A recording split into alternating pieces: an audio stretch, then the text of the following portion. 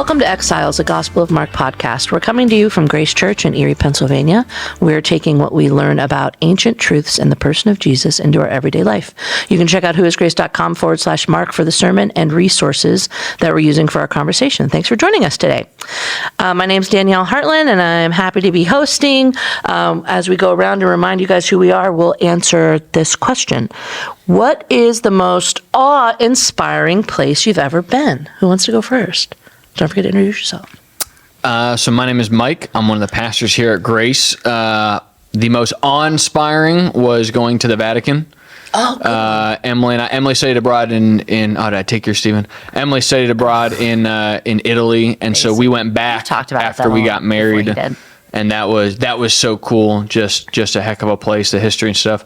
The most fun thing I've ever done was getting picked up by an elephant's trunk and petting a tiger and feeding an alligator in Thailand. That was my second one too. Just that was just fun. That wasn't awe-inspiring. That was terrifying, but it was so cool. Well, terror is a form of awe. Wow. That's right. Yeah. That's some mad jealousy right there. Go ahead, that was deep. Yeah, thank you. I got to think for a second. You guys rewind it for the gems, you know? Yeah. Let's go next. Steven. Okay, I'll go because that was going to be my one too. I'm Steven. I also work here at Grace. I'm on the pastoral team and I do other stuff. Anyway. Lots of other stuff. Lots of other stuff. Lots of other stuff. The Vatican City, definitely St. Peter's Square. Mm-hmm. I mean, that was just like the magnitude of that space, especially if you go into Sistine Chapel at the right time. Mm-hmm. Not necessarily the Sistine Chapel, but the main, I don't know what they call the worship space there. But anyway, that's part of and the way the light hits through that stained glass. Oh, it's just beautiful. I mean, it does point to like this reverence that I think has been lost. Mm-hmm. Yeah. Anyway, the second one, because that would be my first, is going to Dunnottar Castle in Scotland. Oh. So it's just up by Aberdeen. So Aberdeen's northeast of Scotland. It's right on the North Sea, and they're castle ruins, but the way the castle was built, it's basically built into the side of a cliff, and it's just to get up there, you have to walk up these tiny little stairs. And it's just like this fortified castle in the history. Nicole and I went a couple of years ago, and it was really cool. Since marrying an American and going back to Scotland, I appreciate my country way more. The history there. Because we would do these things on field trips, you know? Yeah, and you're like, oh, this is so boring. Yeah. And then my wife's like, oh, wow, this is so cool. And I'm like, huh. This is actually This cool. is cool, yeah. Castle's like three. Yeah, you're seeing it through different eyes. Seen it through fresh eyes. Yeah, and you That brought castle her. is 3 times older than America, Basically, yeah. which is wild to think about. Oh, yeah. When we were in England, I remember looking at gravestones being like, wait a minute. Yeah. Yeah. They lived and died before we even thought about being a country. Like there's a wall in Edinburgh Castle that I think, what did they say, is like, it's a small portion of the wall. Yeah. But some bricks in that wall are like 1,400 years old or something Wow. like that. It was the original structure. Jeez, oh, man. It's like, what the heck? Jeez, oh man. It just It's wild. Jeez, oh man. I'm using that. just makes you realize how just nothing you are, you know. Oh, uh-oh. Wow, Sarah's I now really grabbing the think we need mic, to get a everybody. couch in Leaning here. back. We should get a couch. Exactly. Oh, guys, Yeah. It needs to sponsor be. us, John, And just John F. like- V. Schultz. Lounge out Top furniture discount, Deepa. and just lounge out. We do need a Get some more comfortable blankets. space. I I think agree. keep the fans on. For season 2, guys, Cold. the visuals will be different. Okay, all right, who's next? Hi, Sarah McCosco. So I'm going to go with the first things that came to my head. I think I've seen a lot more things, but I'm just going to go with it. Here in the States, my thing that sticks to me is Mount Rainier in Seattle. Oh, Yeah. It was one of the most beautiful things I've ever seen. It will stick with me forever. And I just went to Seattle. What, you want me to get closer? Yeah. Sorry, Stephen was doing a lot of hand motions. So seeing Mount Rainier, that was incredible. But my favorite, I'm going to go a different angle here. My favorite vacation and like seeing something was going to St. Martin Island oh, and doing the whole planes fly over you thing oh yeah. from Mayho Beach. Oh, yeah. Do cool. it at, Dave like- wants to do that. St. Martin Island is incredible. It is so much fun. Everyone is so friendly. It is beautiful. There's so much to do. You can travel the island. I'm not a fan of the French side. That's Hot you know, it's Interesting. it's different. It's not. Sounds it's about different. right coming from an American. It's very. That's French. It's a very no. part where they I speak feel like English. let me rephrase. The French side was just very expensive. And where the Dutch side is just a very different vibe. They're just different vibes. So that's very different vibes. Probably But- speaks to their culture as well, because Yeah. they are incredibly different. Yeah. So the Actually surprised the Dutch Dutch side side's is really friendly. awesome. It's beautiful. The people were great, but the Maho Beach with the planes was one of my favorite things I've ever done. Great. That's cool. Definitely do it. Great answers. Good job. Danielle. I don't know. I've done a lot of really cool. Dave is like a wanderlust person, and he likes scenery. So I've seen a lot of really awesome Oh. things. Probably I would go with like Alaska. Oh, I've been to Alaska. Yeah. We went for a missions trip thing, and then we just extended for like a vacation afterwards. And the time of year we went, we saw every single season just because of how weird the spring is there. So we landed in snow, had boots and stuff in Anchorage, and then by the end of it, it was like springtime. It was weird. Yeah. So yeah, that was really beautiful. Like it's rare to see like the whole like sea level to a mountain, like visually. Oh. Like the water going to a mountain. I don't know. It was really gorgeous. That'd probably be mine. Or like somewhere in Canada, Banff. I mean, Canada has some really beautiful Have you been to places. Banff? Banff? Yeah, Banff. Those lakes and those pictures of those lakes are like not photoshopped. It's really that way. insane. Yeah. Yeah, so probably one of those two or both. Well-traveled group. Good for us. Yeah, good for us. for us. Nice. High five, everybody. I know, right? I want to go to Asia. That's my next. Taj Mahal. That is the yeah. top of my bucket list. Okay, good one. I would love to see the Taj Mahal. Yeah, I think that'd be pretty cool. And just the agree. romance story attached to it. Like, Yeah, it's really cool. Yeah, I agree. Oh, I just basically want to go to all the Disney worlds. Okay. Today. The real answer for Danielle. This is like Tokyo. You can go everywhere. Okay, so we're hearing a lot of feedback about the podcast lately, which is really cool. Thank you, guys. Thanks for listening. And, Yeah. if you're listening, do like the 5-star rating thing, not because we we like want a to. 5-star. Well, it really just helps more people see that it's an available resource. So it kind of like will go up in the feeds and stuff like that. So thank you for that. One common question that we're getting, and one that we got submitted officially from Jacqueline, people are wondering why this podcast is named Exiles. So I thought we could talk about that for a quick second. I guess, sometimes we think about things in creative meetings and it's like super obvious to us and we just like go with it. Yeah.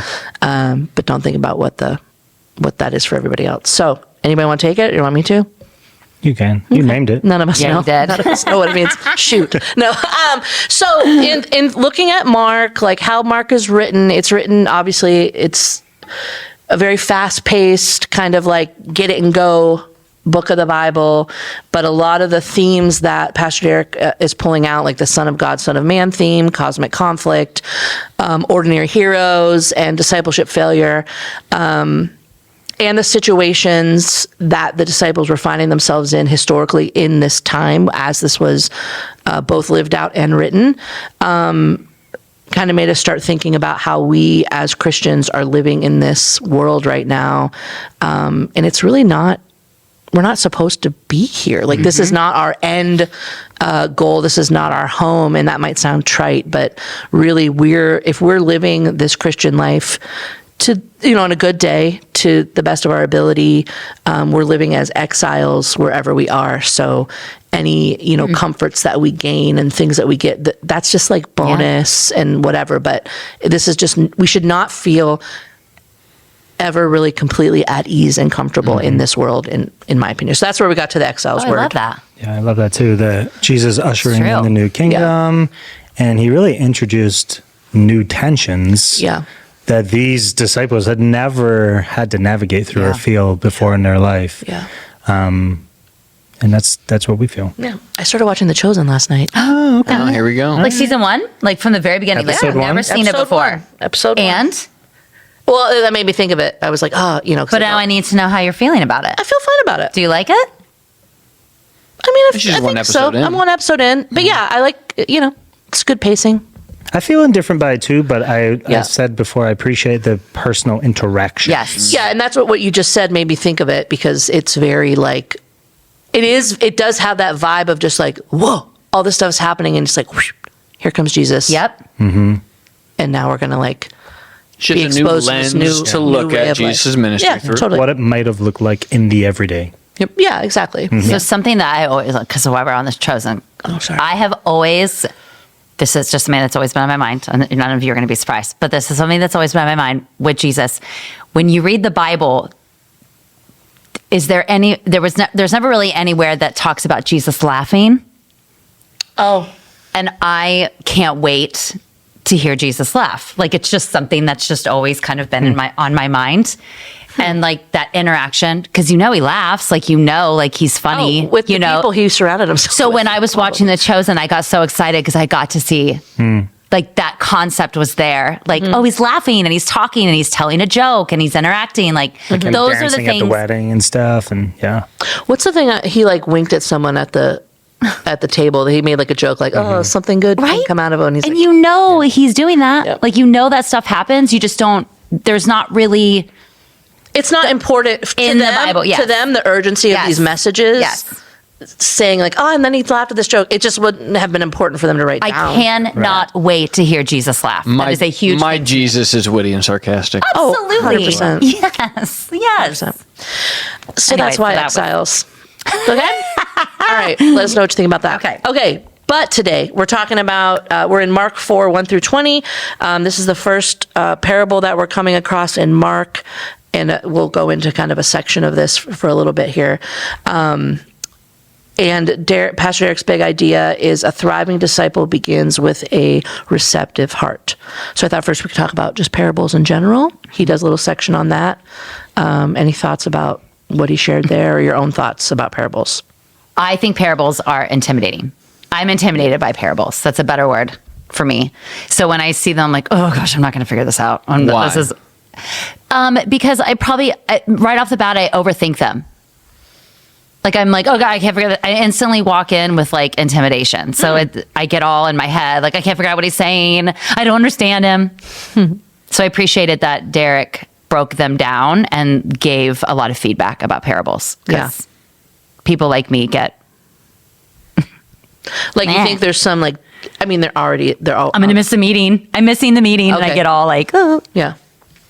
No, it's fine. No, that's So there's me. yeah, that's all right. Parables are fascinating. I think it's so cool. Even when Derek kind of said, like, imagine Jesus sitting there in the boat and the crowd's around him, and then he's like, then he sees a farmer out in the distance and goes, Yeah. the word of God is like a farmer scattering seed. Like they were so accessible, and they were often in like a story format. Like what a great, and they were topical. Like just what a fantastic method that Jesus used to relate what he was trying to get across to his audience. And that's absolutely something that hopefully we do well here at Grace, being able to take truth, make it contextualized, make it accessible. So I love parables, although there are some guardrails to it that Derek you don't have to over allegorize every single Right, that's a aspect good of it. point. Like Jesus intended for some things to mean things, he didn't intend for every single thing to mean all. Right. Every word. So does that's not where mean- some of the yeah. discernment comes from, and can maybe the intimidation. Yeah, for me, I appreciate the challenge Oh. because I like to uncover and discover the first century. So we're like, a few layers, our generations removed from these. So it's the challenge to sort of understand the first century context and how they might have heard it. Yeah. Right? Because I think we jump to applications so quickly, like, oh, what does this mean for me? What does this mean for me? What does this mean for me? And I think that's probably an incorrect way to start reading the Bible. I think that's where we land ultimately. Yeah. But for us to go, okay, what was the intent of the parable? How would they have heard it? Yeah. What was going How would on? they have observed it, interpreted it, and then what would it meant for them to apply it to their life? Okay, now what is it? So I like that challenge. Good for you. Yeah. So that might be, for those who like, and I'm sure you're not the only person that's intimidated by, No. and so maybe that'd be my encouragement. Find a good commentary or a good, website with resources. Yeah. We have some at whoisgrace.com/Mark, but Yeah.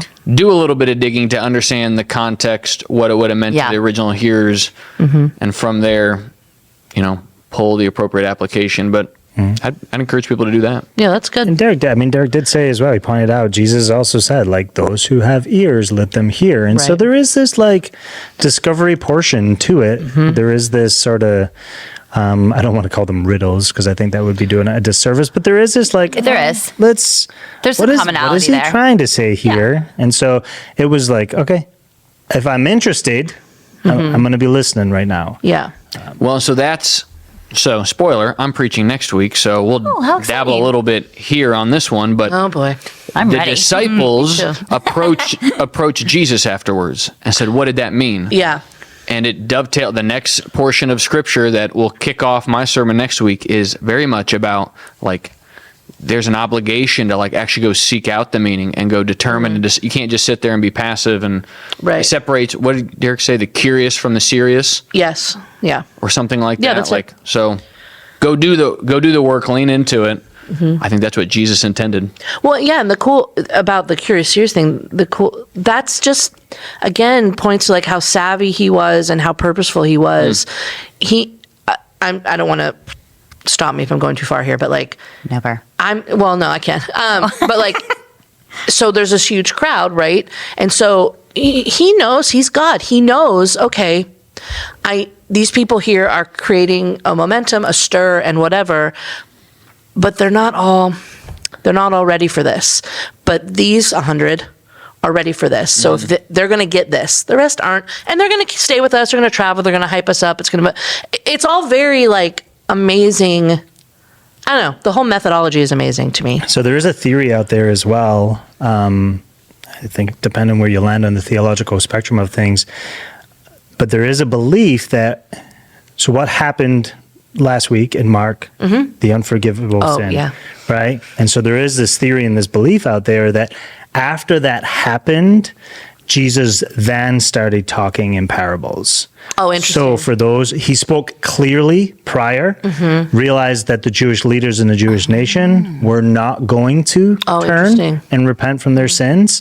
Oh. And so I think you see Jesus moving towards those people first, because Yeah. that would have been, if you can move the leaders, you can move yeah. the nation, right? Yeah. Right.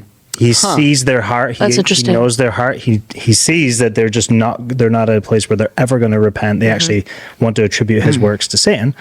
And so now he moves into parables. And there's this, like, Makes for sense. those who have ears, let them hear. Yeah. Those who are Interesting. interested will pursue. They will dig in. So there is that Fascinating. biblical I've never heard that before. belief or theory out there. How much of that is actually true, only Jesus knows. But Right. Yeah, it's cool. interesting. Yeah, that's great. All right, so let's just dig into the parable itself. Pastor Derek is saying, well, I guess he like framed it in why some people will never get it, and how to diagnose the state of your heart. So he gave us 4 heart postures to look at: a hard heart, a shallow heart, cluttered heart, and a receptive heart. Let's just go one by one. So let's talk about a hard heart. This is the soil that goes on the path, right? Correct. Yeah. The seed on the The path. hard is it hard ground? Yeah, hard ground. And the birds snatch it away. Yeah. And so It ain't getting in. again, in case you didn't hear, so the bird is Satan in this story. Yeah. So this is like someone who's maybe apathetic or cynical, hypercritical. Has like no interest in hearing any of it. Yeah. Does not even want to. Well, and what's cool about that soil is, I think what Derek had just said right before he said it was the seed is the word of God, and Yeah. the sower is Yeah. those things aren't changing. It's the soil that's changing. The sower is sowing the seed Generously. generously all over Yeah. it, spilling it on the path, and he doesn't care. He's just throwing it out Yeah. there. So I think that's a cool. I agree. That's good for us to know, that as we try to embody God's word, even if that we don't know hearts, only Jesus knows hearts, but like that, the sower didn't care about throwing the seed on the hard ground. He's going to go for it and shoot it out Yep. there. So Yeah. should we, if Satan takes it away and that heart is not receptive, it is what it is. Yeah, and I think from the hard heart standpoint as well, like the seed doesn't die and turn into new life unless the ground is tilled. Yeah. And I know that Derek, he wraps that up at the end of Yeah. his message as well. but there's a very, very slim chance for that seed to ever bring forth life without that ground being tilled. And so I just think, for those that maybe listen, or those who would say, listen, my heart is hard. I think you just have to come to a place of understanding that there has to be a level of tilling, and tilling, using metaphor as an illustration, right? In our life, that would be overturning and uprooting some stuff that's maybe in our life and softening that which is hard. And so that's difficult. Do you guys think that's a one and done state, or do you think people can go in and out of that? Well, that is a fascinating theological question. Depending on where you land on the theological spectrum, that's potentially, that soil is hard and there's nothing to be done about it. And, God in his wisdom chose to create the soils in their state. We can't determine that by any of our own, actions or means or discernment, but God has chosen. So like when we talk about the soil and are you saying this is only at like a salvation moment that we're talking about this? Not a salvation moment, but you know what I mean? Or are we talking about like the parable? Yeah. Such a good question. I would probably lean towards that is the steady state heart posture. Okay, yeah. And so the seed can get sown multiple times, but that heart is hard, and that heart might not be coming back. God might. So once it does, let's say, theoretically, once someone does realize this, or somehow God breaks through, can that hard ground become soft? Right. I'd hope so. God can do whatever he wants. Yep. Sure. So if he chooses to do that, can it become hard again? Or is it one of these other postures? That is like, could life and experiences send you back to hard? So that's a Sure. good, that depends on when we think about election and free will and can you lose your salvation, and that's kind of the ground that we're covering, I think, with that question. Yeah. I don't know if Jesus. I don't know if it's super apparent. Stephen, feel free to jump. Can I ground it, again? It's the whole point of the parable, right? Yeah. What is Jesus trying to communicate here? And I think that's what we have to try to narrow down. Is he talking about salvation, or is he talking about sanctification here? And I think what he's doing is he's ushering in a new kingdom, right? So there is this salvific reality. There is this moment where people really have to understand, and if the timelines are what the timelines are, and these guys have just committed to unforgivable sin, it would make sense that Jesus would start talking about hard hearts that are untilled. The ground is not ready. Bringing it to the attention. I've been spreading seeds, guys. Hello. And it's just, bouncing, and then, the birds come and eat it for themselves. Yeah. So I would interpret this without having dug into it for 40 hours last week, but I would interpret this as sort of a salvific moment, and this idea being that, listen, God is the one that does the tilling, and within the context of the larger narrative of the story of Mark and the life of Jesus, that he's just had these interactions with hearts that are really, really, really hard. Yeah. I think once a seed births forth, we do gardens at our house. Ground can become unhealthy in the sense that it's cluttered with weeds. But even if our garden is full of weeds, it's still producing. Right? Fruit, or vegetables in our case. Yeah. Right. I think that's helpful, and really, this first state is, I think, different than these other three that Pastor Derek is going to talk about. It feels like the other three are more like journey, sanctification, versus this first one. Yeah, life hasn't happened in this first state. Right. The seed is hit, and the whole point is that the seed would bring forth life. That's not even possible. Right. Yeah, great. Okay. That's hard because we don't want to over spiritualize what Jesus, because it's the intent of Jesus and what did he mean through this. So I agree. I think it's salvific in response to kind of what he had just done. That's just one of the ones where you can go round and round. Yeah, that's okay. I just feel like that's probably something people think about. No, yeah. Okay, let's do the next one. So shallow. This is well, this can look a lot of ways. Maybe we could talk about what it looks like for us or for people around us that we've seen.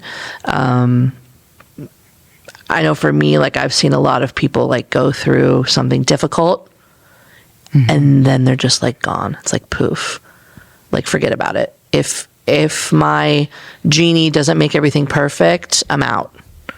And that's not to minimize people's pain. I mean, it can all be a process, but Shallow That's is what when I you see got like most. excited and you're like in it, and then something can just easily swoop you away from it. Correct? Okay. Yeah, like not a deep Yep.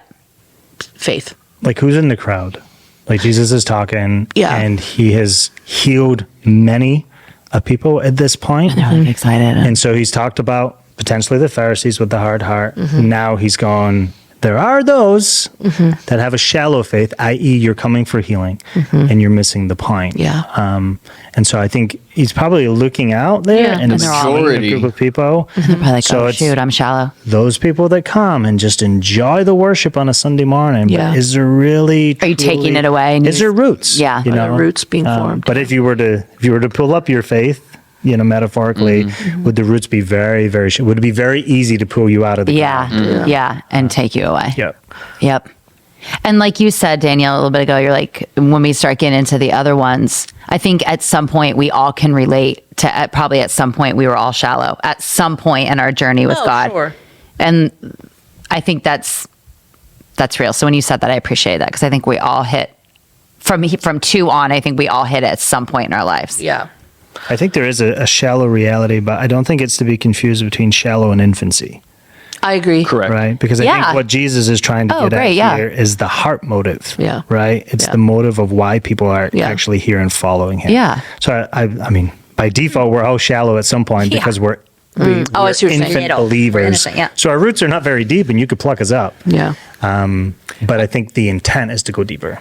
I think it's fascinating. The only kind of time aspect in the sowing of the seed comes in this one, because fell on rocky ground where it didn't have much soil. It immediately sprang up since it had no depth of soil, and then it weathered and died. And you don't have any sort of time stamping on any other ones. Oh, yeah. So I think there's I don't want to make like an overbroad simplification, but I think it's more healthy to have sustained growth than I think what Yeah. characterizes this soil is that burst of, Yeah. you go to a conference or so, you have this burst, you want to do all the things, and then you flame out. Oh, yeah. Well, couldn't that be said too for why Jesus does take his time a lot of times when he's changing us in some way? It doesn't happen like overnight. It's a slow process. And we as humans get frustrated because we're like, we just want to change right now, or like, instantly see a change, where actually Jesus is like, nope, like we're going to take our time. It may take you a year, it could take you a month, whatever. But he knows for humans, like it's better for us to slowly grow than just to be a sudden burst. And Derek said, the Christian faith is a marathon, not a Yes. sprint. We were just Oh, talking about marathons, and Yeah. Stephen Stephen has for half really strong marathons. opinions about half But marathons. life is not a half marathon, guys. That's what Jesus is basically saying here. You spring up, and then it's done. It's over. Thanks for joining us today. We'll bring that up later. Yeah. Yeah, and I think I wrote this down, so I'm assuming he said it, but he said another way that can show up is like a works-based faith, where you're just doing stuff with no heart change. Which I feel like we see a lot. Yeah, so there could be this reality that I'm doing things for Jesus to get things from Jesus. Oh, right? yeah. So maybe I have Oh, shoot. Genie in a bottle. maybe I have an illness in my life, and if I can check off 15 things per week, Jesus would be really happy, and he would grant that healing. Yep. That would Wrong religion. wrong religion. Yep. Shallow faith. Yeah. Yep. Shallow faith. Shallow faith. Yep. You can pick any of the other ones, and that could work for you if those were true. In some way, shape, or form. Yeah. Okay, cluttered. Ooh. Oh, Yeah. all right, I related. Sarah, I just, go ahead. I just related. I just related so much to it. And after the message, I stopped. I stopped and I was like, I think we probably should talk. And Jesus, yeah. Oh, did you? And Okay. Jesus, yeah. Sorry, And yeah. Jesus and I were like, hi. It hit, like, I think this is super relatable to most people, where we get cluttered, and for me at least, like if I'm going to be really honest, like I think I can easily get cluttered, even though I continue to cling to him. It was just something I very much related to Yeah. Good. right off the bat. Yeah, this one doesn't strike at every single Western American Thank you. like listener. Yes. It should hit each and every one of us. Yes. I mean, what is it? Cares of the world, the deceitfulness of riches, the desires for other things Yep. enter in. Double. I love how Derek kind of called out. Social I mean, media, what kids' schedules? Like, I have a 4 and a 2-year-old, and we're about to hit that stage where they're going to want to do activities, over activitying things, and Yeah. whether it's our kids, whether it's ourselves, with our hobbies, those all take away from what should be our primary focus. And he used the word trade. You trade God for something else. That's good and that's Come powerful. on. Like, yeah, we all can, yes, relate to that. Hot was take, like, ooh. probably not popular, but like in America, there are all these things that we will label as like an attack on the family, you know, moral stuff that's happening in our government, stuff that's happening in schools, whatever. I'm not saying that stuff isn't true, but what I actually think is the biggest attack on our family is this lie that you need to provide endless amounts of activities and entertainment for your children. Keep them busy. I think it just ruins. It just distracts. I'm not saying don't Yeah. do anything. I just mean just come on. Like It's a mask, in my opinion. It's a mask for feeling like a failure as a parent. yeah, it's fake. Productivity as a parent. Yeah. Yeah, we want to feel successful as a parent, or we have equipped our kids to the best of their ability. But what we don't realize is that we're actually the discernment filter for our kids. Right. Because we can sign them up for 5,000 things, but they don't have the maturity nor the discernment to decide which ones they want to do or they don't want to do. Right. And so all we're doing is just clogging their schedules. Right. And so downtime is really a lost commodity in our culture. It's seen as wasteful in our Yeah. culture. It's like, yeah. It's the fallacy that activity automatically equals productivity. Right. Right. And it might be productive in worldly senses, but like spiritual productivity, where if we claim Jesus, that really is our primary focus. Our children being spiritually productive and growing in their faith in light of whatever is going on. And we can do, I mean, all right, we'll call it the adults too, like the side gig, whether sure. it's hobbies or side gigs or side No hustles. idea what you're talking about. Great, yeah, right. And the difficult thing is the good things can often be the most dangerous things because they're so easy to get mistaken for. Like if God is calling you, if your kid's going to be on the soccer Olympic team, like, yeah, then God might be calling you to go hit up every travel soccer club in the area. And like, if God's calling you to move into a business, and then maybe you should we don't all necessarily need to do all of those things all of the time, because discernment is key. hurry is just one of the biggest killers, I think, of spirituality, and Satan knows exactly what he's doing. Yeah. Shout out And to I all think you I've said parents. this before. I feel like a theme, maybe in my life at this point, but in this season of life, it's this, where we get to the end of our life and Jesus will go, thank you, but I never asked you to do that. You brought that up I think before, I've and said that it's before. has stuck But with me. It Yes, sticks with me It's right now in my true. season of like trying to discern You're doing way too much. Yeah. what I'm doing with my kids, what I'm doing with my own life, how I'm spending time with my wife, what I'm doing at the church, all of those things. Like, when do we ever stop and ask, Jesus, what is it that you want me to do? And am I actually doing it? Because we already assumed the sale, that Jesus is going to be pleased with all of our busyness and know hard it. work. Yep. And it's, as a loving father, I don't think I would ever, unless it was destroying my kid, come down hard on my kid, like come down hard on Marlo. But I would want to appreciate the effort, but gently also go, I think you're missing it. I think you're like, and so I think that's God's interaction with us again, unless it was like we're driving to a cliff based, with all of our busyness, and God's going, I just need to stop this. Yeah. But I feel like there's a gentle Fowler reality in all of this. Like, Yeah, that's good. I see your heart. I know you want to do good, and I know you want to do good for the kingdom, but I just haven't asked you to do that. Yeah. Good initiative, bad judgment. Yeah. So we have to stop from time to time. And when you look at his mission alone, like look how much time he took to do nothing. Yep. and like relax, or like not relax, you know what I mean? Like he would go away by himself and like chill out. Yeah. And he was literally saving humanity. Oh, yeah. And like Well, he was and still creating the taking world time. and- yeah. And he was still taking time to like breathe. Yeah. So why do we think we can't breathe? Yeah, I think this is a very potent lie, this soil here that Satan has weaved for the Western Chewy. church and the American church and Yep. our church. And I liked Pastor Eric's point about this cluttered soil. Stephen, you could speak to it from your many plants. But like in your yard. In my life or in my yard? In your yard. Yeah, in your yard. But like, weeds don't just go like, we're good. I've And been like here long leave. enough. I'm gosh, out of here. So like, yeah, don't And talk about all it takes is just a tiny little bit of rain, and you blink, and holy smokes, It is the truth. it's like a forest. Oh, yeah. Yes. Yeah, I remember looking at my garden this year quite proudly. Yeah. And then And then went to bed it rained overnight. Seriously. And I'm like, where in the world did these things come from? What is Yeah. going on? Lurking, Yeah. waiting. And then it just went out of control. And so it's actually, with this metaphor in mind, like it's really hard to tend to that stuff. Right. You have to be very, very, very, very mindful and actually intentional Yeah. to pluck up the weeds because they're coming no matter what. And immediately, the sooner you pluck it, the easier it's going to be. Yeah, don't wait 2 days. And it still sucks plucking it, but the sooner you get down and get your hands dirty and get it ripped out, the sooner you're back to health, the smaller the issue is. Then they You have come to- again so quickly. Well, don't you use a weed killer? It's exhausting. Oh. No, we don't spray. How, do you, how would you Do you know who this spiritualize person that is? into? Holy Spirit. Easy. The Holy Spirit Do you know of how many- Jesus do you is know your how many weed killer. lawsuits Use your Roundup weed has killer, had? man.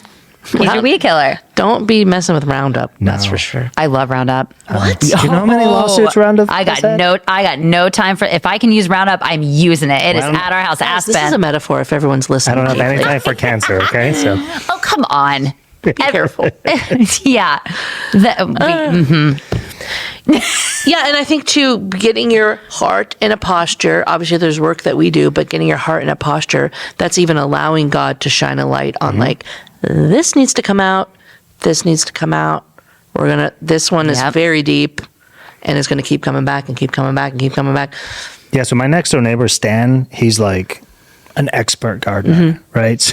I love his name. So we're pulling up stuff where he's like, why are you pulling that up? That's actually a plant. Whoops. And we're not pulling up things that are actually weeds because they look Like pretty. a weed. Oh. No, they actually look like they a plant. pretty. Oh. Yeah. And so- another spiritual metaphor. Mhm. Yeah, it just made me think like Yeah, weeds can be sometimes we beautiful. don't know. Yeah. Sometimes we Yeah. don't, and we need the counsel of other people who have more experience to go, that's actually a weed. That's You're good. Like, oh, Guys, that looks was so good. pretty. It looks great. That's really good. That was really good. I haven't seen a weed yet that I really liked. So We all need a stand. There are actually some beautiful weeds. One of them- Well, like a lot of wildflowers are weeds. Grass is weeds. Grass is a weed, isn't it? Technically, Ben started on his grass. I think it is. I think it's technically a weed. Are you a big mower, Steven? Just totally off bat. Mike, I love my grass. do you guys just love I mowing? love it. I love a nice Do you watch your neighbors mow? square, rectangular, perfect grass, and I cut it in the most efficient and 90-degree this angles is I like can. such a- And I it do makes judge my when people heart cut happy. it. You Grass, know that you have hit a whole different point of like adulthood when you start making mowing. Like you're I like, like to get the edger every couple months and really just get a Dave's nice favorite sharp. thing is the I edge. can't with you guys. Someone text Nicole and just ask her, when is Stephen most stressed at home? She'll tell you. When you Too mow, long. Long grass. long grass. Yeah. Ben will stand in our feel kitchen similarly. window with his hands on his hips like this and like watch people mow. They have conversations in the neighborhood. I can't with this mowing It's a thing. great Sorry. conversation for those of you trying to do neighborhood stuff. Mowing. The yard stuff is bring up the mowing. You can relate Compliment to the someone's- wives about Mowing their best husbands practices. and mowing. Yeah, go talk to your I Yeah. love my neighbor Harry. He's retired. He must mow his lawn like 3 times a day, Yeah. and so I'm always constantly like, son of a gun. All right, I gotta Yeah, I gotta get get out out there there. now. Yeah. Like, this Our- looks fantastic. our You need a good neighbor with a good lawn because otherwise you'll be Yes. slothful. And we have one. That's right. And then my neighbor across the street, and then we'll totally get back sucks to is this when you're the because one. this was just my neighbor right across the street. He has the tiniest little Yorkie I've ever seen. She is darling. Her name is Annie, I think, and he has a basket on his mower, and she sits in his basket and he mows goodness. lawn. So I get excited because I get to see her. Oh, her so you basket. and your husband are like at the window together. You and Ben have He's your arms watching on it. your like, look at it. But Ben's like, but it's a whole thing. Anyway, I'm so sorry. I just had to it's know. The mowing is a real thing. Cluttered, good one. Cluttered. Okay, let's pay attention to that. Fourth heart posture is cultivating a receptive heart. Here's so what's interesting so I'm kind of circling back even the question you that's asked fine. earlier about like the heart states and is this like final or is it kind of transitional? Mm-hmm. The thorns and stuff and the weeds and it proves unfruitful. Whereas this soil 30, 60 and 100-fold. And so I guess I initially thought when I had first read this for years like okay, all right, you're getting distracted, but gotcha. you can get yourself in a place, you'll still make it into heaven. You'll just have missed an opportunity, right? As I've read scripture, and especially there's a parable in Mark that talks about the guy's growing a tree and he's not producing fruit, cut it down. And the gardener says, well, give it one more year. Let me dig it out. If it's not next year, we'll just cut it down. Our faith has to produce fruit. Yeah. Our fruit doesn't create faith. Our faith comes only by the grace of God, nothing we can do on our own. But the faith that justifies is the faith that sanctifies. If we have been justified through Christ, then we will produce fruit in our life. We will experience sanctification. So the thorn soil didn't produce fruit. So say for everybody, say the justification, sanctification stuff in different words. Justification is you're standing before God, whereas we're born sinful, and so God has to separate from that sin, and we have to be punished for it. When Jesus went to the cross and died, one of the things he did was pay for that sin. So now it's a legal term. We are standing before God is one where we can stand in his presence and have communion with him and a relationship with him. That's a once and done. Like that happens when real faith is planted. Sanctification is that long up and down, two steps forward, one step back journey of looking more and more like Jesus and becoming who God has now created you to be. But that road has to happen. There has to be progress and there has to be fruit. Looks a billion different ways it could look. Yeah. So again, when I started really researching this passage, if these heart states are like final, like your heart is, this is how your heart is, and there's no changing, those who are distracted by the deceitfulness of riches and the cares of this world to the point where they don't produce fruit, that's not real faith. Yeah. Yeah. Whereas the faith that's true and real on this soil produces fruit, 30, 60, and 100. And that was just a moment for me like, whoa, that's convicting. Am I producing fruit? Because that's real faith. But yeah. And just for sorry, I'm not close to it anymore. I saw Stephen in my head going, pointing at the mic. So for fruit, for our audience and just for my even mindset, when you say producing fruit, what do you think of? Like bringing other people to Jesus, or is there more to it than that? My mind, it goes to the fruit of the Spirit. Love, joy, peace, patience, kindness, goodness, gentleness, faithfulness, self-control. Being able to display those attributes of God and to grow in them. I think a lot of people hear that when producing fruit, and we think we have to bring other people to Jesus. We have to save other people. Part of it in this, that is part of it. But there's more to it is what I'm learning, and I think that's that needs to be talked about. Yes. That's good. And that needs to be talked about. And so this is where vine and the branches comes in, I think, and that what's the only job of a branch? Remain, abide. And we're not the fruit and we're not the vine. Is this when he brings up the ending of the day well? Is this the time where he brought this up, where he gave the daily exam? I loved The daily that. examine, yeah. Was this the same point? Because he was talking about being thankful, and then he rolled into that. It was his next step. It was next kind step. of Am one I of- getting ahead? Am I getting ahead? No. No, go ahead. No, I just appreciated the 5 steps. I did them yesterday after Cluttered was I was convicted and I had to have a chit chat. And then I was and then he talked about ending the day well, and I did it. And I'm going to do that. I really appreciated that a lot. I did. And I woke up with the first thing on my mind was resolve to live tomorrow well. Yeah, that's good. I really did like that. Thank you, Derek. It is. I've been to a couple of Jesuit silent retreats. Jesuit is an order of priests in I've never heard of that. Catholicism, but they kind of have these retreat centers. Oh, I never heard of that. And they silent retreat. It was fantastic. It's cool. What's it called again? The Jesuit? Jesuit is the priestly order in Catholicism, and they often have a lot of these retreat centers. And so it's silent, like you're silent for. Point How is, long? Are you silent? I did a 2-day and a 3-day. I'd love to do a 4-day next year if Emily gives me permission. Emily. Sounds Shout like a out to couple Emily. of Taylor Swift concerts. Trade off. That's good. Put it in your back Is that worth pocket. it? Oh, I do that. The point of that being, the Jesuits are really big into the prayer of examen. And so it's really cool being able to talk with a couple of Jesuit priests and the intention and the point and the heart behind that prayer. I've included it in fits and starts and stops.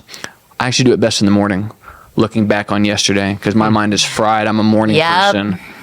And it's just, you're starting your day on the right foot. You know what I'm saying? Looking back at yesterday and going, okay, so now what am I going to Yeah. do today based off what I learned or where I saw God work? So, but I love the prayer of examen. It's good. Fantastic. I'm really interested in this silent thing. Was it hard? Not Because it's- everyone it's- else is being quiet. It's weird at 1st, but then you kind of like really enjoy it. It's 'cause probably nobody's hard talking. for certain people, Me. maybe. I think be Mike's so answer is easy for not me. necessarily parallel with what your answer would be saying. Would it be difficult for you is the question you need to ask yourself. I don't know. I mean, maybe, yeah, but would I enjoy it? Yeah, Probably. Well, yeah, Just shut it all off. It's in Parma, Ohio. They do weekend retreats all the time. It's literally called the Jesuit Retreat Are you Center. around people like the whole Yeah, it's like time? a group of people do like Do you this write on a weekend. pad? If you got to talk to someone, You or don't- you just don't talk. you Like don't you really- don't It's you and interact. God. You All right. can You're all like set up. Okay. Food's ready It's not for you. rigid. You can open the door and say good morning, but like you're not having conversations with people. Then that's not really silence. No, I'm not doing it unless it's silent. Then you can It's just be very like, silent. It's because got- you're they right. got- Like you have to eat, you have to do these like different things. So like, are you communicating with other people I for can any be reason? alone in a group of people like no one else. I'm fine. You know what I'm really interested in is those darkness retreats. Have you seen Darkness? those? That. like Aaron Rodgers did. What? You're in the dark? A UFC fighter just did it as well. You go for like same principle. You go for a day, or you go for 2 days, or 4 days. I think 4 days. I think a week is the max that I've heard. Yeah, because you'd lose your mind. And you're Yeah. literally Yeah. in darkness. Why? Yeah. Are you Your like, whole in a life building? in darkness? To just like, Like a the basement? distractions out of the way. or Yeah, it's like something. I don't know sensory what the probably. whole practice looks like, but it's called a darkness retreat. Is it like a little bit of light or just no light? We are not recommending Are this you in a until we basement? research it, just This so is not a everyone knows. recommendation. No, I just said I'm curious. I've done no curious research too. in it Lots at of research Yeah, today. it's probably all. like, Piqued my interest. yeah. And it didn't turn out it's- super well for Aaron Rodgers because he, tore his Achilles in the I mean, fourth play of literally. the Everyone was year, like, so oh, sorry. Okay, we're not going to do that. I'm a but- Bears fan, so What? I have no a idea. Bears fan. Oh, sorry. Aaron. Oh, what? I hear what you said. Three of I us don't have no understand idea this what you're darkness talking about. thing. I can do the silent thing, but Cool, darkness, bears. no, thank you. I like bears too. I have a light on at all times. Darkness is No, thanks. guys. Be dealing with that. Darkness, my Okay, we need to stop. We only have one more. Oh. Well, hang on. Let me start. So Okay. let's let's reinforce Pastor Derek's next steps. Why don't you do it? What were his? I don't know. Oh, okay. Sorry. So just an idea. I'm like, Like this thing on your phone right here. oh, the end of the day. Well, Yeah. you want me to read them? So this will be our next step. Is like okay. trying to ending add the this day into our well. life. So you have 1, the daily examine. Number 2, remember the good moments of your day. Everyone have a good moment from yesterday they want to talk about? No, we We ran out We of don't time? have time. Okay. Sorry. We spent too much time on. 3, review your darkness. No. Oh, yeah, no. 3 is to review your day. He said look at your schedule, look at your calendar if you have to, but review it and see what went well, what didn't yes. go. Yeah. And then repent of any sin, and then resolve to live tomorrow well. And then remember, we talked about this before. The repenting thing is not like the laundry. Like Right. threw all the laundry in. Jesus, forgive me for everything I did. Anything specific is the most helpful with that. Or moments that you just saw him, yeah. Yeah. with the intent to change your heart Yeah, posture yeah. to Right. be more receptive Right. to Him. And that's a simple question. Like, Jesus, what do you need me to repent? of? Yeah. Yeah. And be thankful for the times you Usually the first impression on your heart Yeah, is the you- thing that you. Yeah. It doesn't take, you don't need to do a deep dive to know what you need to No, repent and it's the thing that you'll want to skip over. it's It's the thing that you'll be like, because you minimize it. totally. Guys, we're getting just a reminder, all of this stuff, like Mike brought up the sanctification word again, I feel like we just need to remember Yeah. that the way God works with us as a gentle father, as a leader, is such a gift. The fact that Yes. this exists and we have these like tools and ways that we can Yes. improve. It's not for perfection's sake. It's not for improvement's sake. It's not to be perfect. It's not to like look a certain way to the world. It's a gift to get to know him better and know yourself better. And I think even Pastor Eric said this at the end, just like you're inspiring other people to want to live that life and know God more because of what the fruit that they're seeing in your life. So I think that's our encouragement for you guys today. Thank you, Danielle. Oh, you're welcome, Sarah. I came up with it myself after I read the sermon and wrote down notes. I love Okay, guys, we love doing this. We only have like one more for season 1. So so we're gonna have a break. And we'll have some other stuff. We have an Advent series with Pastor Sarah that'll kind of fill the gap a little bit, but we won't be back until the 4 of us until winter time. So we'll talk a little bit more about that next week, but just want to get your hearts ready so you don't go into a deep And cry. depression about it. and cry. But we will do reruns, right? Yeah, we're going to do reruns throughout, and we're going to show like some video clips, I think, on social media, so you can like share stuff. Yeah, we'll have some work for you to do in the holiday. Yeah, share it holiday with your season. friends Yep. and prep for season 2. Yeah, hopefully we haven't. Yeah, Submit your questions. some other questions. Okay, guys, we're leaving now. whoisgrace.com/Mark. Thanks for listening, and we'll see you next week one more time. Bye. Bye. Bye. Yeah.